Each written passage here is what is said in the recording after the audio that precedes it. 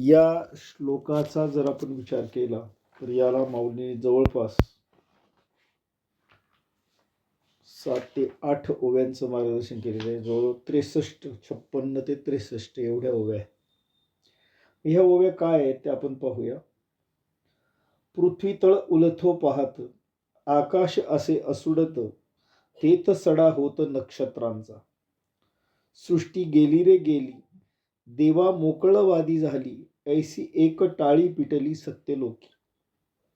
दिहाची दिन थोकला, जैसा प्रलय काळ मांडला, तैसा हाहाकारू उठिला तिही लोकी.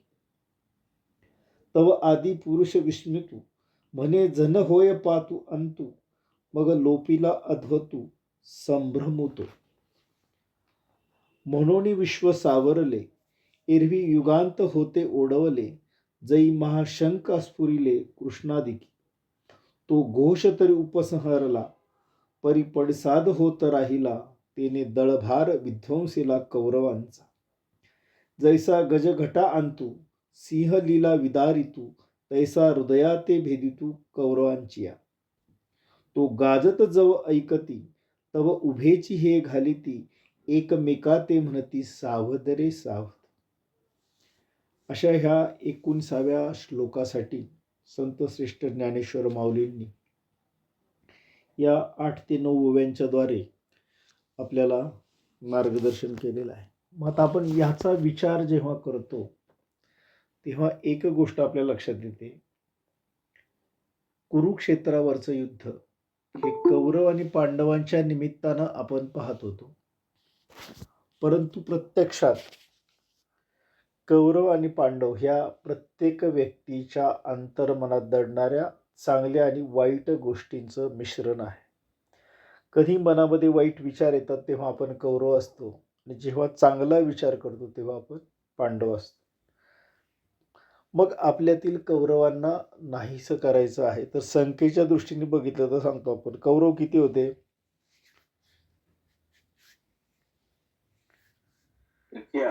108. तर हे 108 म्हणजे आपल्यातील वेगवेगळ्या प्रकारचे 108 दुर्गुण आपण समजू शकतो. आणि ज्याप्रमाणे पांडव 5 होते, ते 5 सद्गुण आपल्यामध्ये आपण आणण्याचा प्रयत्न करायचा, असा एक आध्यात्मिक अर्थ या कौरव आणि पांडवांमधून निघतो. प्रत्यक्षात कुरुक्षेत्रावर घडलेलं युद्ध हे धर्म आणि अधर्म नीतीचं होतं असं सांगितलं जातं.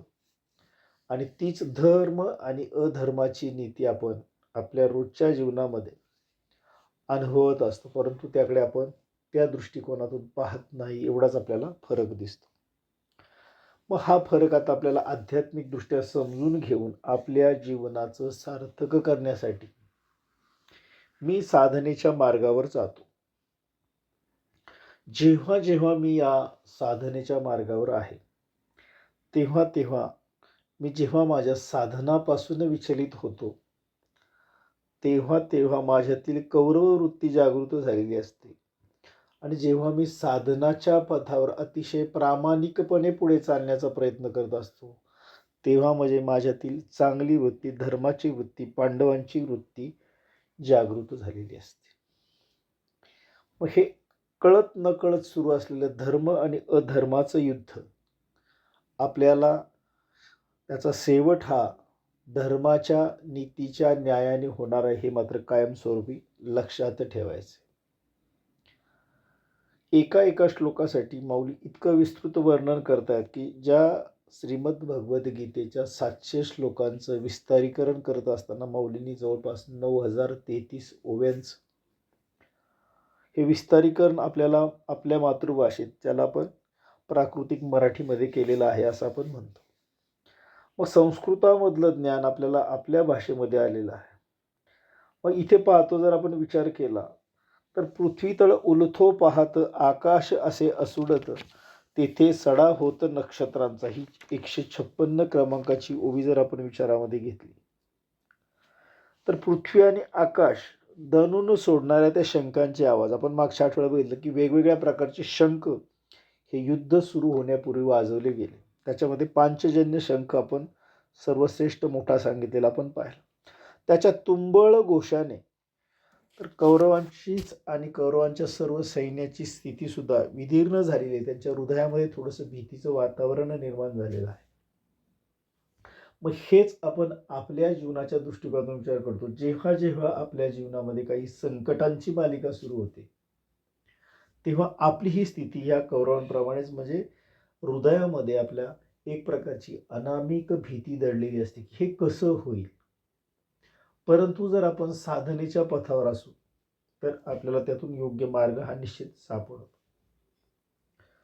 मग पृथ्वी तळ उलथो की काय, की आकाशाला हिसके बसू लागलेले आहेत काय, आणि जणू काही त्या हलकावाने नक्षत्रांचा सडा खाली पडू लागलेला आहे काय, असं माऊली या ओळीमध्ये आपल्याला सांगतात. त्यांना असं वाटायला लागलं की ह्या शंखांच्या दुमदुमीनी संपूर्ण ठिकाणी जी हालचाल सुरू झाली, जी दोलायमान स्थिती झालेली आहे, याच्यामध्ये पृथ्वीला हादरे बसलेले आहेत. ती पृथ्वी उलटून पडते की काय, इतकी ती दणाणली, ते शंखाच्या आवाजाने ती एवढी दणाणलेली आहे. आकाशाला सुद्धा धक्के बसू लागलेले आहे. आणि एवढंच नव्हे तर संपूर्ण नक्षत्र आहेत ती वरून खाली पडत आहेत की काय, अशी परिस्थिती निर्माण झाली, असं वर्णन माऊली करतात. मग बघा, जेव्हा एखादं संकट आपल्या जीवनामध्ये प्रवेश करतं किंवा येतं, त्यावेळेला ते संकट आपल्या आवाक्याच्या जर बाहेर गेलं तर आपली जी स्थिती होते तीच स्थिती या ठिकाणी कौरवांच्या रूपाने आपल्याला अवगत केलेली आहे. मग अशा स्थितीमध्ये आपल्या मनाचा समतोल जर आपल्याला टिकवून ठेवता आला तर आपण त्याच्यावर योग्य असा मार्ग काढू शकतो. अशी ही 156 क्रमांकाची ओवी. आणि मग 157व्या ओवीमध्ये माऊली आपल्याला पुन्हा इथे दिग्दर्शित काय करतायत. सृष्टी गेली रे गेली, देवा मोकळवादी झाली, ऐशी एक टाळी पिटली सत्यलोकी. 157 क्रमांकाच्या ओवीचा जर आपण विचार करायला लागलो, जर सृष्टीचा विनाश झाला तर काय होईल याची कल्पना आपण करू शकतो. त्या प्रकारची फक्त स्थिती निर्माण झाली. देवांना सुद्धा आपण निराधार होत आहोत अशी स्थिती वाटायला लागलेली. आणि ब्रह्मलोकामध्ये सगळ्या ह्या एकावरच अंतर्गतल्या अशा दबक्या आवाजामध्ये चर्चा चालू आहे. सत्यलोकी म्हणजे काय, तर ब्रह्मलोकामध्ये ही चर्चा काय चालू आहे की कौरव पांडवांच्या युद्धामध्ये काय होईल. आणि मग देव सुद्धा त्याच्यावर खूप गांभीर्याने विचार करू लागले की जर या सृष्टीचा विनाश झाला, देवांना सुद्धा जर निराधाराची स्थिती आली, आणि मग सत्य लोकामध्ये ही सारखी चर्चा म्हणजे देव लोकामध्ये सुद्धा ही चर्चा आली की या कौरव पांडवांच्या युद्धात नक्की काय घडणार आणि याचा परिणाम काय होणार. हा विचार मनुष्याच प्रमाणेच देवांनाही पडलेला आहे. आणि मग ब्रह्मलोकामध्ये ही सगळी एकच ओरड चालू आहे. मग ह्याचा विचार आपण आपल्या जीवनाशी जेव्हा लावतो तेव्हा लक्षात येतं की जेव्हा अशा काही संकटामध्ये येतो तेव्हा आपण सगळ्या आपल्या आजूबाजूला असणाऱ्या सर्व लोकांचा विसर आपल्याला पडतो आणि मी या संकटाशी सामना करून यातून यशस्वीपणे बाहेर पडावं याच विचार करतो. अन्यथा दुसरा विचार होतो, मी या संकटाला तोंड देऊ शकत नाही आणि खचतो आणि निराशेच्या गर्तेमध्ये आपण खाली खाली खोल रुतत जातो. अशा दोनच घटना घडू शकतात. अशी ही परिस्थिती जेव्हा निर्माण होते तेव्हा सर्वसाधारण व्यक्तींच्या जीवनामध्ये हा कोलाहल माजलेला आपल्याला पाहायला मिळतो. परंतु साधक दशेमध्ये कारण आणि कार्यकारण भाव याची माहिती असल्यामुळे साधकाची स्थिती त्या दोलायमान स्थितीमध्ये एवढी हेलकावे खात नाही, किंवा जरी हेलकावे बसले साधनेच्या त्याच्या असणाऱ्या शक्तीप्रमाणे तरी त्या धक्क्यातून त्याला तारण्याचं बळ ती साधना त्याला प्राप्त करून देते. अशी ही 157 क्रमांकाची ओवी. माऊली याचं वर्णन किती टोकाटोकाने करतात की असं जीवन आपलं आहे. बघा, आपण तुकाराम महाराजांनी सुद्धा एका अभंगात पाहिले की सुख पाहता जवा पाडे दुःख पर्वता एवढे. आपल्याला असं अनुभवाला जीवनामध्ये येतं. काय येतं, तर सुखाकडे आपला पाहण्याचा दृष्टिकोन वेगळा आहे आणि दुःखाकडे आपला पाहण्याचा दृष्टिकोन वेगळा आहे. सुख प्रत्येकाला हवं असतं, दुःख प्रत्येकाला नको असतं. परंतु कर्म कोणालाही चुकलं नाही. जिथं देवांनाही कर्म चुकलं नाही तिथे मनुष्यालाही हे कर्म चुकू शकत नाही. याची जाणीव जर आपण साधक दशेमध्ये नसू तर आपल्यापर्यंत पोहोचत नाही. अगदी त्याचप्रमाणे या 158 क्रमांकाच्या ओळीमध्ये माऊली कसं सांगतात, दिहाची दिन थोकला, जैसा प्रलय काळ मांडला, तैसा हाहाकार उठिला तिही लोकी. आता तिही लोकी म्हणजे मृत्यू लोक आहे, देवलोक आहे आणि पाताळ लोक आहे. या तिन्ही लोकांमध्ये काय झालेलं आहे की जसं काही सूर्य सुद्धा थांबलेला आहे. दिहाची दिन थोकला म्हणजे सूर्य सुद्धा थांबलेला आहे. मग हा कसा थांबलेला आहे? एखादा प्रलय काळ जसा सुरू झालेला आहे, जैसा प्रलय काळ जसा प्रलय काळ सुरू झालेला आहे त्याप्रमाणे सर्वत्र हाहाकार, तैसा हाहाकार उठिला, सर्वत्र हाहाकार झालेला आहे. काय हाहाकार झालेला आहे? तर तिन्ही लोकांमध्ये हीच खळबळ आहे की कौरव पांडवांच्या युद्धातून संपूर्ण सृष्टीवर याचा काय परिणाम होणार, चांगला आणि वाईट दोन्ही पद्धती. आणि ह्या तिन्ही लोकात उडालेला हाहाकार सुद्धा मौलींनी आपल्याला या श्लोकाच्या माध्यमातून जे विश्लेषण केलं ते ओवीद्वारे आपल्यापर्यंत मांडलेलं आहे. मग 159व्या ओवीमध्ये माऊली आपल्याला काय सांग, तव आदी पुरुषी विस्मितू म्हणे झने होय पा आतू, मग लोपिला अद्भुतू संभ्रमतो. आता हा संभ्रम का झालेला आहे? तर आदी पुरुष सुद्धा त्याच्याने विस्मयचकित झालेले आहेत. आणि ह्या विस्मयचकितपणामुळे त्यांच्या मनामध्ये न जाणू कदाचित या सृष्टीचा अंत होऊ शकतो का, असा भयभीत विचार सुद्धा डोकावू लागलेला आहे. आणि तो विलक्षण असा गोंधळ म्हणजे संभ्रम होतो, तो गोंधळ हळूहळू हळू लोपण्याचं काम मात्र या आदिपुरुषांनी म्हणजे देव भगवंतांनी, साधना असणाऱ्या उच्च साधकांनी हे हळूहळू लोपीला अद्भुत रीतीने लोपण्यासाठी त्याला कार्य केलेलं आहे. मग बघा म्हणजे काय झालंय, तर साधना करत असताना आपल्या जीवनामध्ये संकटांची मालिका जेव्हा जेव्हा सुरू होईल तेव्हा आपण त्याच्यावर काही उपाय करतो, त्याच्यावर मात करतो आणि यशस्वीपणे त्यातून बाहेर येतो. हा झाला त्याच्यावरचा उपाय. मग हा उपाय कोणाला सुचू शकतो? तर जो अध्यात्माच्या बळावर उभा आहे तोच. आणि खरं आध्यात्मिक ज्याला आपण पाप पुण्याच्या भाषेमध्ये पुण्य म्हटलं, ज्याच्याकडे आध्यात्मिक पुण्य आहे, आध्यात्मिक बैठक आहे किंवा आध्यात्मिक बळ आहे, तोच जीवनातल्या प्रत्येक संकटाला व्यवस्थितपणे तोंड देऊन त्यावर मात करू शकतो. म्हणून प्रत्येक व्यक्तीला आवश्यकता असो किंवा नसो त्याने साधनेच्या मार्गावर असलंच पाहिजे. मग आता साधना म्हटलं की बऱ्याच लोकांना भक्ती मार्ग लवकर दिसतो. भक्ती मार्ग नाही तर साधनेचे मुख्य 4 मार्ग सांगितले: ज्ञानमार्ग, कर्ममार्ग, ध्यानमार्ग, योगमार्ग, भक्तिमार्ग. भक्तिमार्गाने जाणाऱ्यांची संख्या खूप जास्त आहे, त्यामुळे लोकांना बऱ्याच वेळेला मनामध्ये असा समज होतो की अध्यात्म करायचं म्हणजे देवाचं करायचं. पण वेदांमधला एकूण अभ्यासाचा भाग आपण जर बघितला तर 5% फक्त भक्तिमार्गाचं वर्णन आलेलं आढळतं. उरलेल्या 95% कुठेही देवाचा उल्लेख आढळत नाही. पण मी ज्या मार्गाने चालतो त्या मार्गावर मी ठाम असलं पाहिजे की हे म्हणजे काहीही झालं तरी मी या मार्गापासून कुठेही लांब ढळणार नाही. मग आपल्या जीवनातला संभ्रम हळूहळू सुद्धा लोपला जाईल. जे कुरुक्षेत्रावर आहे तेच आपल्या शरीरात अंतर्बाह्य मनाच्या व्यापक विचाराने सातत्याने घडत आहे. मग हे घडणं जर आपल्याला थांबवायचं असेल तर आपल्याला साधनेच्या मार्गावर एक एक पाऊल ठेवून पुढे गेलं पाहिजे, यात कोणतीही शंका आपल्या मनामध्ये असू नये. आणि मग पुढच्या ओळीमध्ये 160 क्रमांकाच्या ओळीमध्ये माऊली आपल्याला सांगतायत: म्हणून विश्व सावरले, एरवी युगात होते ओढवले, जै महाशंक स्फुरिले कृष्णादिकी. ह्या ओळीचा जर आपण विचार केला तर आपल्या लक्षात असं येतं की जग या धक्क्यातनं जर सावरत आहे तर आपण काय केलं पाहिजे आणि या करण्याने आपल्याला काय होणार आहे. कारण युद्ध सुरू होताना भगवान श्रीकृष्णाने आणि पांडवातील प्रत्येक सदस्यांनी जे दिव्य शंख वाजवलेत त्याच वेळी या प्रलय काळाची सुरुवात झालेली आहे.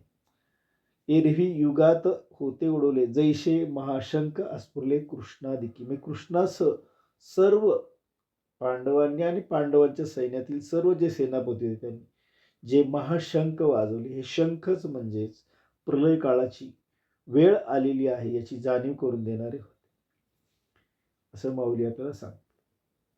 मग आताच्या काळाचा जर विचार केला तर बरेच साधू संत आपल्याला सांगतात की पुढे येणारा काळ प्रलय काळ आहे.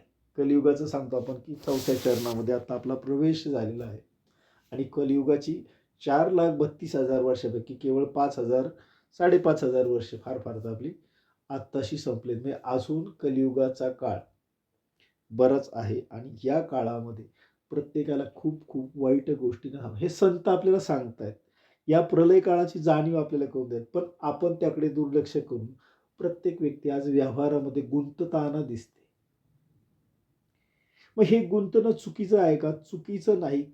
देहाला कर्म आहे, परंतु कर्म करत असताना मूळ सत्य जे आहे त्या सत्याची जाणीव आपल्याकडनं विस्मरणात गेलेली आहे. मग हे विस्मरण कधी कधी आपल्याला धोक्याचं ठरू शकतो, म्हणजेच त्याला प्रलय काळ म्हणता येईल, असं झालेलं आहे.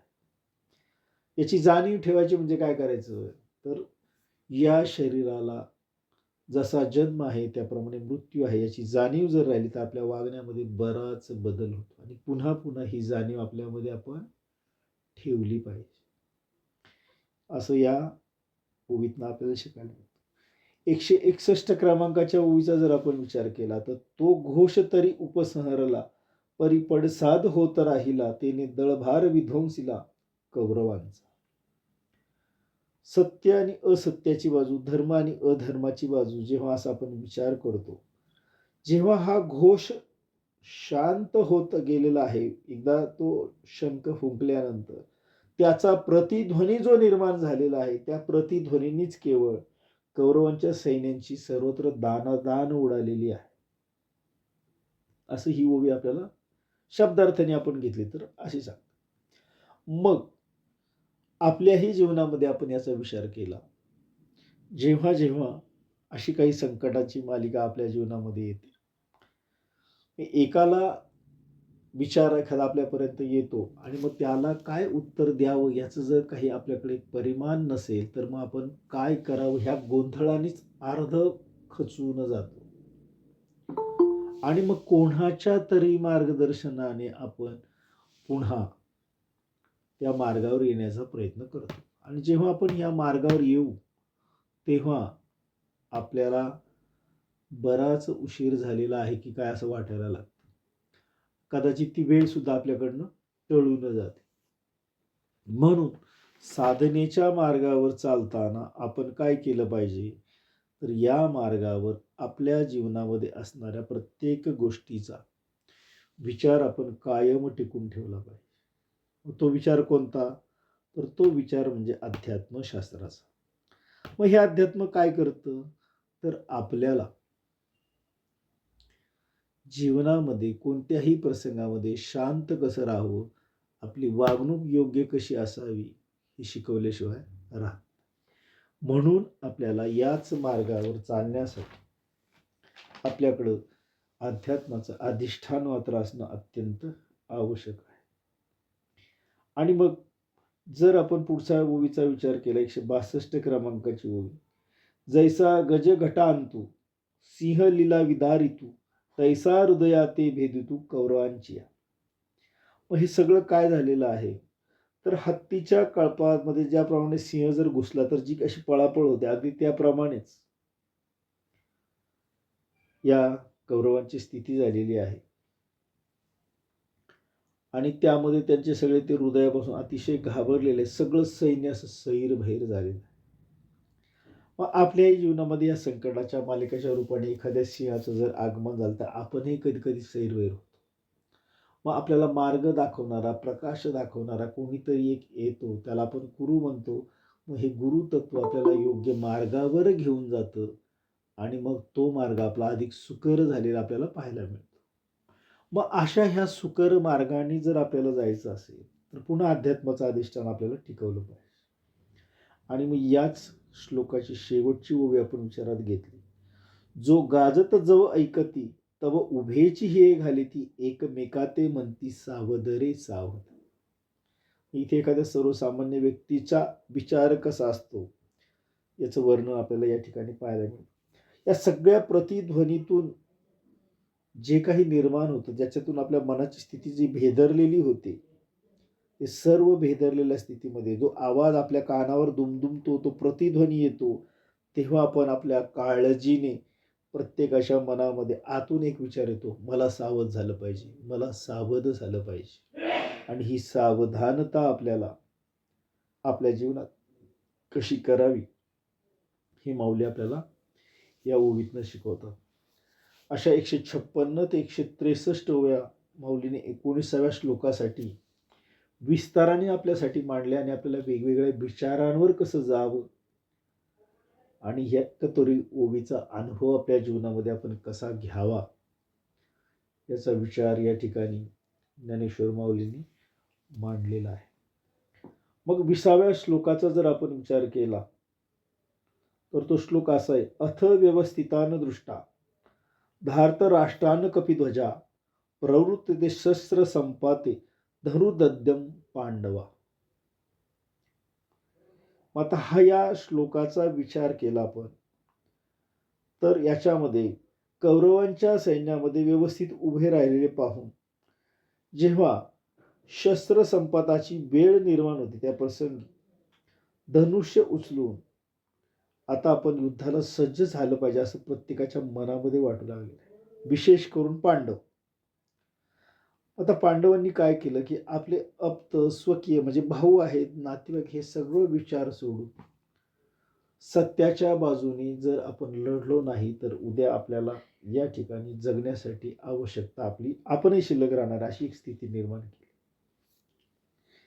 मग याच्यासाठी माऊलींनी 64 ते 68 म्हणजे 164 ते 168 अशा 5 ओव्यांची रचना केलेली आपल्याला पाहायला मिळते. तेथ बळे प्रौढ पुरते जे महारथी वीर होते तीही पुनरपी दळाते आवरिले. मग सरिसेपणे उठावले दुनवटोनी उचलले तया दिंडी शोभले लोकत्रय. तेथ बाणवरी धनुर्धर वर्षताती निरंतर जैसे प्रलयांत जलधर अनिवारक. ते देखलिया अर्जुने संतोष घेऊनी मने मग संभ्रमे दिठी सेने घालीतसे. तव संग्रामी सज्ज जाहले सकळ कौरव देखिले मग लीला धनुष्य उचलिले पंडू कुमरे. अशा 5 ओव्या या 20व्या श्लोकासाठी माऊलींनी आपल्याला मार्गदर्शनासाठी सांगितलेल्या आहे. मग आता इथे जर विचार केला 164व्या ओवीचा तर इथे काय आहे तर त्या सैन्यामध्ये पराक्रम करणारे मोठेपणा अनेक शूर महारथी योद्धे आहेत आणि त्यांनी पुन्हा पुन्हा सैन्याला आवरण्यासाठी सुरुवात केलेली आहे. आवरणं म्हणजे काय तर योग्य दिशेने गेलो तर आपल्याला कसा विजय प्राप्त होईल याची आवराआवर त्यांची सुरू झाली. कारण हे सगळे महारथी आहेत, सगळे शूर आहेत, त्यांना कोणाला सांगायला नको. मग हाच आपल्या वैयक्तिक जीवनाशी आपण जर घटक लावला तर आपल्या जीवनामध्ये सुद्धा आपण जन्माला येताना हे सर्व घटक घेऊन आलेलो आहोत, परंतु त्याला योग्य मार्गदर्शन नसल्यामुळे कोणत्या वेळेला आपण कोणता विचार करावा याचं ज्ञान आपल्याने नसल्याने आपण केवळ त्यातून गोंधळून जातो आणि मग आपली लढण्याची जी तयारी आहे ती तयारी आपल्या अर्धवट होते. मग पुढच्या 165व्या ओवीनं मग सरिसपणे उठावले दुनवटोनी उचलले तया दंडी शोभले लोकत्रय. मग इथे याचा अर्थ काय घ्यायचा आपल्याला की जेव्हा आम्ही विचार करून चांगल्या मार्गावर जायचं कसं याचा विचार करू लागतो किंवा एकदम योग्य मार्गदर्शक शोधतो तेव्हा आम्हाला या लढण्याची सिद्धता तयार झालेली दिसते आणि मग आपण दुप्पट जोराने म्हणजे दुप्पट शक्तीने त्याच्यामध्ये पुढे जातो आणि या सर्व सैन्याच्या एकूण एकमेकांवर भिडण्याच्या क्रियेला जी उथाळण्याची प्रक्रिया झालेली ती उसळण्याची प्रक्रिया झालेली त्यातून तिन्ही लोकांना आपण वरच्या श्लोकामध्ये तिन्ही लोक म्हणजे मृत्यूलोक स्वर्गलोक आणि पाताळ या तिन्ही ठिकाणी धक्के बसण्यास सुरुवात झालेली आहे. ही जाणीव वर देवांना झालेली आहे, मृत्यू लोकांमध्ये लोकांना झालेली आहे आणि पाताळ लोकांमध्ये राहणाऱ्या याच्याही खालच्या योनीतल्या लोकांना सुद्धा होऊ लागले. इतकं ह्या युद्धाचं गांभीर्य माऊली आपल्याला सोप्या सोप्या शब्दातून स्पष्ट करून सांगते. मग आपल्याही जीवनामध्ये ह्या तिन्ही लोकांचे धक्के एकाच वेळेला बसलेले आपण अनुभवतो. एखाद्या मोठ्या संकटामध्ये आपली अशी स्थिती होती की आपलं सगळं अस्तित्व आपण हरून गेलेलं असतं आणि त्यातून कसं बाहेर पडायचं मार्ग आपल्याला सापडत नसतो. इतकी आपण त्याच्यामध्ये गुरफटून जातो. कारण का? तर ती शक्ती आपल्याकडे आहे याचा आपला झालेला विसर. मग ही शक्ती आपल्याला जन्मताच आलेली, परंतु ती तशीच सुप्तावस्थेत राहिली, त्याची जागृती नाही. आणि हीच जागृती ब्रह्मविद्येच्या माध्यमातून शरीराच्या, मनाच्या आणि अध्यात्माच्या स्तरावर आपण जागृत करण्याचा प्रयत्न करतो. म्हणून संत नामदेवांनी ज्ञानेश्वरीचं वर्णन करत सांगितलं की अखंड वाचण्यापेक्षा एकतरी ओवीचा तुमच्या जीवनामध्ये अनुभव येऊ द्या, असं वारंवार आपल्याला सांगितलं. ते अतिशय सार्थ असल्याची गोष्ट आपल्या या ठिकाणी लक्षात येईल. मग हा सार्थपणा आपल्याला असाच आपल्यामध्ये जर ठेवायचा असेल तर पुन्हा येतो आपण की आपलं नैतिक म्हणजे आध्यात्मिक जे अधिष्ठान आहे हे कायमस्वरूपी वरच्या दिशेला जाणारं असलं पाहिजे. मग 166व्या ओळीचा आपण जर विचार केला, तेथ बाणवरी धनुर्धन वर्षताती निरंतर जैसे पळयात जलधर अनिवारक. मग ह्या युद्धाला जी सुरुवात झाल्यानंतर काय घडलेलं आहे, तर अर्जुन मनामध्ये संतोष करू लागले, कारण धनुर्धारी ओध्यांनी आता युद्धाला सुरुवात करून एकमेकाच्या दिशेने धनुष्यबाणाचा मारा सुद्धा सुरू केलेला आहे. कुरुक्षेत्रावरच्या वर्णनाचं जसंच्या तसं वर्णन आपल्याला या ठिकाणी पाहायला मिळतं. मग याने काय झालेलं आहे की जेव्हा हे धनुर्धर एकमेकांवर निरंतर बाण मारत आहेत, त्यामुळे जशी काय एखादी पाण्याची धार लागावी त्याप्रमाणे एका पाठोपाठ हे आवाज होऊन ते बाण सुसू करत पुढे जाऊ लागलेले. आणि हे पाहून मात्र अर्जुनाला मनामध्ये संतोष निर्माण झाला आहे, त्याची उत्सुकता वाढलेली आहे आणि तो आपल्या सैन्याकडे नजर फिरू लागलेला आहे. हे सांगितले त्यांनी 167 ओळीमध्ये. ते देखली अर्जुने संतोष घेऊनी मने मग संभ्रमे दिठी सेने घालीत असे. हे सगळं पाहून की आपले योद्धे योग्य रीतीने बाबा या कार्यामध्ये आता स्वतःला झुकून देऊन विजयाच्या दिशेने वाटचाल करू लागलेले आहे, हे बघून त्या अर्जुनाच्या मनाला सुद्धा थोडासा संतोष निर्माण झाला. मग आपल्याही जीवनामध्ये एखाद्या संकटाला आपल्याला योग्य पर्याय सापडला आणि आपण त्या मार्गाने पुढे जाऊन तो विजय आपल्या थोडा जरी दृष्टीपथात येऊ लागला तर त्या संकटापासून आपलं मन थोडं हलकं झालेलं आपल्याला सुद्धा अनुभवायला येतं. हा अनुभव आपण आपल्यामध्ये कसा टिकवावा याचा विचार माऊलींनी ह्या ओळीमध्ये आपल्यापर्यंत पोहोचवला आहे. आणि मग शेवटच्या 168व्या ओळीमध्ये तव संग्रामी सज्ज जाहले सकळ कौरव देखिले मग लीला धनुष्य उचले पंडू कुमारे. ह्या ओवीचा आपण पहिला अर्थ जर बघितला तर तो अर्थ काय होतो, पंडू कुमारे म्हणजे पंडू राजाची मुलं असा त्याचा अर्थ आहे. मग ह्या संग्रामामध्ये सर्व सज्ज झालेले बघितले, सर्व कौरवांकडे त्यांनी पाहिलेले आणि मग एखादी लीला करावी त्याप्रमाणे अर्जुनाला पंडू कुमारे म्हणजे पंडू राजाची मुलं या अर्थाने हा शब्द या ठिकाणी आलेला आहे. मग त्याने लीला हे धनुष्यबाण युद्धासाठी उचललेले आहे, तो युद्धासाठी सज्ज झालेला आहे. अशा 168 ओव्यांपर्यंत आपण या ज्ञानेश्वरीचा विचार या ठिकाणी थांबवून सद्गुरू संत तुकारामांच्या अभंग मालिकेतल्या 4थ्या मालिकेतील आपण 5 अभंगांवर थोडंसं चिंतन करणार आहोत. यापैकी आपण पहिल्या 3 मालिकांचं चिंतन केलेलं आहे आणि त्याच्यामध्ये पहिल्या मालिकेमध्ये आपण 10 अभंग बघितले, दुसऱ्या मालिकेमध्ये आपण 5 अभंग बघितले, तिसऱ्या मालिकेमध्ये आपण 7 अभंग बघितले. अशा एकूण 22 अभंगांवर आपण आतापर्यंत चिंतन केलं आणि 4थ्या मालिकेमध्ये जवळपास 18 ते 19 अभंग आहेत. या अभंगांचा आपण विचार करणार आहोत.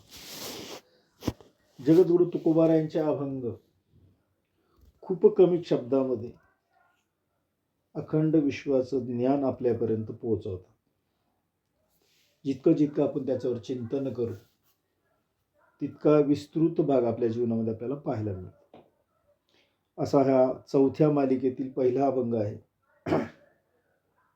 उठा उठा प्रभात झाली चिंता श्री विठ्ठल माऊली, दीनजनांची सावली येई धावुनी स्मरताची, पंढरपुरी जे भीमा तटी सुंदर मनोहर गोमटी, दोन्ही कर जोडून या कटी भेटी तशी तिष्ठ तशी, किरीटी कुंडले मंडित श्रीमुख अतिसुंदर शोभत, गळा वैजयंती डुल्लत, हार मिरवे तुळशीचा, सुरेख मूर्ती सगुण सावळी, कंठी कौस्तुभ एकावळी, केशर उटी परिमळ आगळी, बुक्का भाळी विलसतशी,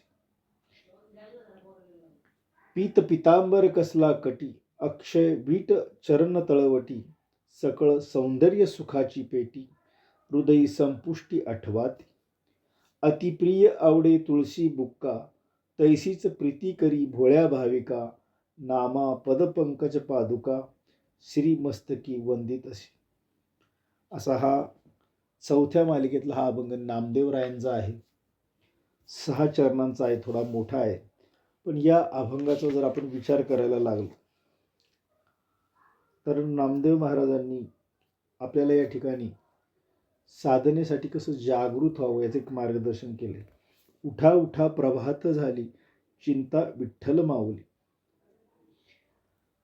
जेव्हा सकाळ होते त्यांचं म्हणणं असे की तेव्हा आपण या विठ्ठलाचं स्मरण केलं पाहिजे. का केलं पाहिजे स्मरण?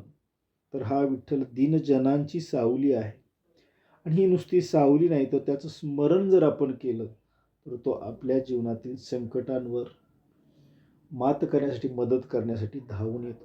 येई धावूनी स्मरताची, स्मरण करणे म्हणजे आठवण करणे.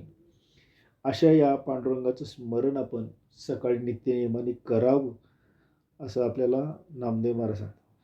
मग कसा आहे हा पांडुरंग? तर पंढरपुरी जे भीमातटी, सुंदर मनोहर गोमटी, दोन्ही कर ठेवून या कटी, भेटीसाठी तिष्ठत असे. भक्तांनी माझ्याकडं भेटीला यावं म्हणून तो सुद्धा कमरेवर हात ठेवून उभा आहे आणि भेटीसाठी तो वाट पाहतोय. बघ तो कसा आहे? पंढरपूर कुठं आहे? तर जे भीमातटी म्हणजे कसं आहे तर ते अतिशय सुंदर आहे, ते मनोहर आहे आणि गोमट आहे म्हणजे सुंदरच आहे. दोन्ही कर ठिकाणी असे कमरेवर ठेवून असा हा पांडुरंग या ठिकाणी थांबलेला आहे. आणि मग त्याचं वर्णन अजून सुरू की तर कसं आहे तर किरीटी कुंडले मंडित श्रीमुख अतिसुंदर शोभत. ज्याच्या कानामध्ये ही कुंडलं आहे त्याचं मुख अतिशय सुंदर आहे, त्याच्या गळामध्ये वैजयंती माला डुलत आहे आणि त्याच्या गळ्यामध्ये तुळशीचा हार मिळवत आहे. असा हा पांडुरंग या भीमेच्या तटी उभा आहे. पण ही मूर्ती सुद्धा कशी आहे? तर सुरेख मूर्ती सगुण सावळी. सगुण म्हणजे मूर्ती स्वरूपामध्ये आहे, निर्गुणाला आकार नसतो. कंठी कौस्तुभ एकावळी. त्याच्या कंठीमध्ये काय आहे तर कौस्तुभ मणी आहे. आणि मग पुढे कसं आहे तर केशर उटी परिमळ आगळी, बुक्का भाळी विलसत असे. ज्याने कपाळावर केशरी गंध लावलेला आहे त्याच्याबरोबर बुक्का सुद्धा लावलेला आहे, तो त्याच्या कपाळावर शोभत आहे. असा हा शोभणाराचं वर्णन म्हणजे पांडुरंगाचं या ठिकाणी केलेलं आहे. मग हे सगळं कसं आहे तर अक्षय वीट चरण तळवटी, त्याच्या चरणांच्या खाली असणारी वीट अक्षय म्हणजे कधी नष्ट न होणारी आहे आणि अशी ही सकळ सौंदर्याच्या सुखाची पेटी सुद्धा आहे. मग ही पेटी काय करता आपल्या हृदयामध्ये संपुष्टी करायला म्हणजे साठवून ठेवा, ती सातत्याने स्मरणात मध्ये आली. मग ह्याला काय आवडतं तर अतिप्रिय आवडे तुळशी बुक्का. याला फक्त काही नाही, तुळशी आणि बुक्का आवडतं आणि तो सर्व भाविकांवर तो कितीही बोळा असो सर्वांवर प्रीती करतो म्हणजे प्रेम करतो. नामा पद पंकजा श्री मस्तकी होते. तर नामदेवराव म्हणतात मी सुद्धा हे सगळं रूप माझ्या शिरावर म्हणजे मस्तकी कायम मी वंदून ठेवलेलं आहे. असं हे वंदून ठेवलेलं रूप माझ्यासाठी अतिशय चांगलं आहे, म्हणून मी या पांडुरंगाचं, मी या विठ्ठलाचं स्मरण सातत्याने करतो. असं या 6 चरणाच्या अभंगामध्ये नामदेवरावांनी आपल्याला अतिशय सोप्या शब्दामध्ये हे सर्व समजून सांगितलं. असाच पुढचा जो अभंग आहे तोही नामदेव महाराजांचाच आहे, 6 चरणांचा आहे. त्याच्यामध्ये आपल्याला साधनेच्या दृष्टीने कुठे कुठे कसं जागृत असलं पाहिजे याचं थोडंसं मार्गदर्शन केलं. उठा जागे व्हारे आता, स्मरण करा पंढरीनाथा, भावे चरणी ठेवा माथा, चुकवी व्यथा जन्माच्या, धनदारा पुत्र जन बंधू सोयरे पिशून, सर्व मिथ्या हे जाणून शरण रिधा देवासी. माया विघ्ने भ्रमला खरे, म्हणता मी माझे घरे. हे तो संपत्तीचे वारे, साचो कारे जाईल. आयुष्य जात आहे पहा, काळ जपत असे महा. स्वहिताचा घोर वहा, ध्यानी राहा श्रीहरीच्या. संत चरणी भाव धरा, क्षणा क्षणा नामस्मरा. मुक्ती सायोज्यता वरा, हेची करा बापांनो. विष्णुदास विनवी नामा, भूलू नका भवकामा. धरा अंतरी निज प्रेमा, न चुका नेमा हरिभक्ती. असा हा 6 चरणांचा अभंग आहे. आणि याच्यामध्ये आपल्याला साधनेच्या वेगवेगळ्या टप्प्यावर आपण कसं असलं पाहिजे आणि कुठे सावध असलं पाहिजे आणि साधना कशी केली पाहिजे असं एकत्रित मार्गदर्शन पाहायला मिळतं. त्यांनी आपल्याला सावध केले, उठा जागे व्हारे आता, स्मरण करा पंढरीनाथ. आता ह्या उठा जागे व्हाऱ्याचे 2 अर्थ होतात. एक आपण नित्य झोपेतनं उठतो तो एक, आणि ज्या भौतिकामध्ये आपण गुंतून जे जगाचे व्यवहार करतो त्यातून बाजूला पडून काहीतरी आपण देवाचं केलं पाहिजे, हा एक अर्थ होतो.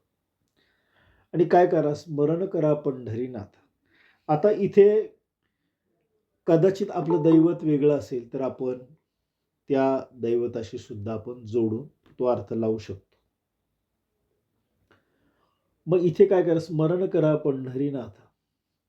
म्हणजे तुम्ही व्यवहारातल्या जर गुंतलेल्या गोष्टीमध्ये कुठं असाल तर त्या ठिकाणी सुद्धा तुम्ही या जगामध्ये काही अशी निसर्ग शक्ती आहे, देवशक्ती आहे, ईश्वर शक्ती आहे, याचं स्मरण आपल्याला कायम असलं पाहिजे. आणि कसं असलं पाहिजे हे स्मरण जर असेल तर काय कृती आपल्याकडनं घडेल, तर भावे चरणी ठेवा माथा, चुकवी व्यथा जन्माच्या. भाव जर असेल तर आपण त्या ठिकाणी नतमस्तक होतो. भावे चरणी ठेवा माथा. आता असा जर शरण कोणाला गेलो आपण ह्या दृष्टिकोनातून विचार घेतला तर या ठिकाणी काय होणार, तर चुकवी व्यथा जन्माच्या. म्हणजे जन्माने मृत्यू जे आपल्याला हिंदू संस्कृतीने सांगितले की प्रत्येक व्यक्तीला पुन्हा एका जन्माच्या नंतर मृत्यू आहे, तो त्या ईश्वरापर्यंत नाही पोहोचला तर पुन्हा जन्म मृत्यूचं चक्र त्याचं चालू राहणार. जर तुम्ही कुठे भावाने, भाव म्हणजे काय तर देवाविषयी असणारा अनन्य शरणागतीचं विचार, जर अशा अनन्य भक्तीच्या भावाने आपण जर शरणागती पत्करली तर जन्म मृत्यूच्या ज्या व्यथा आहेत त्या आपल्या चुकतील. चुकवी व्यथा जन्माच्या. या ठिकाणी आपल्याला साधना काय केली त्याचा परिणाम कुठपर्यंत जाऊ शकतो हे सांगू शकतो. आणि पुढे आपल्याला व्यवहारात कसं सावध केले, धनदारा पुत्रजन बंधू सोयरे पिशून, सर्व मिथ्या हे जाणून शरण रिधा देवासी. असं चरण आहे तिसरं. या चरणाचा जर विचार आपण केला तर धन, दारा, पुत्र, म्हणजे इथे आता पुरुषाचा विचार घेतला तर धन म्हणजे संपत्ती, दारा म्हणजे पत्नी, पुत्र आणि जन म्हणजे आपले नातेवाईक, बंधू म्हणजे आपले सगळे भाऊबंद. या सगळेजण आपल्याला काय करतात, सोयरे पण त्यांनी म्हटले, पिशून म्हणजे काय तर त्रास देऊन सोडतात, आपल्याला त्रस्त करतात. पण मनामध्ये जर भाव ठेवला हे सर्व मिथ्या आहे म्हणजे खोटं आहे हे जर आपण जाणलं आणि देवाला जर शरण गेलो तर ह्या सगळ्यातून आपली सुटका होऊ शकते. आणि पुढे त्यांनी सांगितलं की आपल्या जीवनामध्ये अजून काय चूक होते तिथे पण आपण कसं सावध असलं पाहिजे. पुढच्या चरणात सांग, माया विघ्ने भ्रमला खरे, म्हणता मी माझे घरे. हे तो संपत्तीचे वारे, साचो कारे जाईल. असं पुढचं चरण आहे. माया म्हणजे जे खरं अस्तित्वात नाही त्याला माया म्हटलेलं आहे. त्या विघ्नाला आपण भ्रमलोय म्हणजे काय झालोय तर त्याच्यावरती भ्रमिष्ठ होऊन त्याच्याच भोवती फिरतो आणि त्यालाच मी माझेनी मरे, मी ते माझं माझं आहे असंच म्हणतो. मग हे काय आहे, हे तर संपत्तीचे वारे म्हणजे हे भौतिकाचं आहे. साचो कार्य जाईल. हा जन्म संपला की तुझं सगळं जाणार आहे, यातलं काहीही तुझ्याकडे राहणार नाही, ही जाणीव तू ठेव.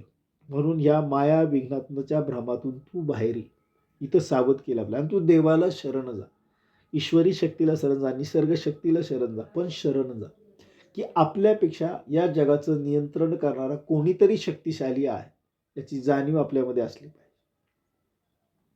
आणि मग हे संपत्तीचं जे वारं हे सगळं तू गेला की सगळं जाणार आहे, काही राहणार नाही तुझ्याकडे. आणि हे करत असताना सुद्धा त्यांनी आपल्याला पुन्हा सावध केलंय.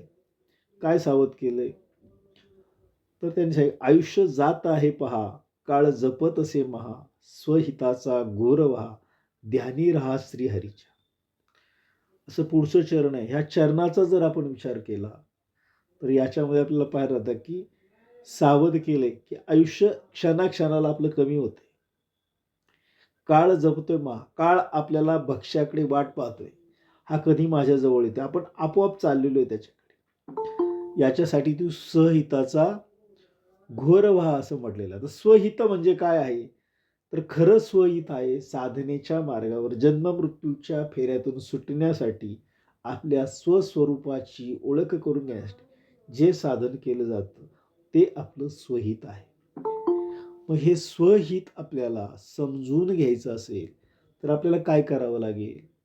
तर कोणाला तरी शरण जावं लागेल आणि ही शरणागती आपल्याला योग्य मार्गावर घेऊन जाईल. तर हे खरं स्वहित आहे. आणि हे स्वहित काय आहे? तर ध्यानी रहा श्रीहरीच्या. म्हणजे भक्ती मार्गाचा विचार केला आपण तर श्रीहरी हे भगवान विष्णूंचं एक नाव आहे आणि त्याचंच रूप भगवान विठ्ठल आहे. तर मग जे काही आपलं दैवत आहे, आपलं कुलदैवत म्हणा, आपलं इष्टदैवत म्हणा, त्याच्याशी आपण शरण राहून जर साधना केली तर आपण या स्वहिताचा म्हणजे जन्म मृत्यूच्या फेऱ्यातून सुटण्याच्या मार्गापर्यंत पोहोचू शकतो. आणि त्याच्यासाठी काय करायला त्यांनी सांगितले, संत चरणी भावधरा क्षणा क्षणा नामस्मरा मुक्ती सायुज्यतावरा हिची करा बापन. नामदेव महाराज आपल्याला सांगतात की संतांच्या चरणी तुम्ही भाव धरा, त्यांचं मार्गदर्शन द्या आणि क्षणाक्षणाला या काळानुसार तुम्ही नामस्मरण करा, ज्या योगी तुम्हाला सायुज्यता मुक्ती येईल.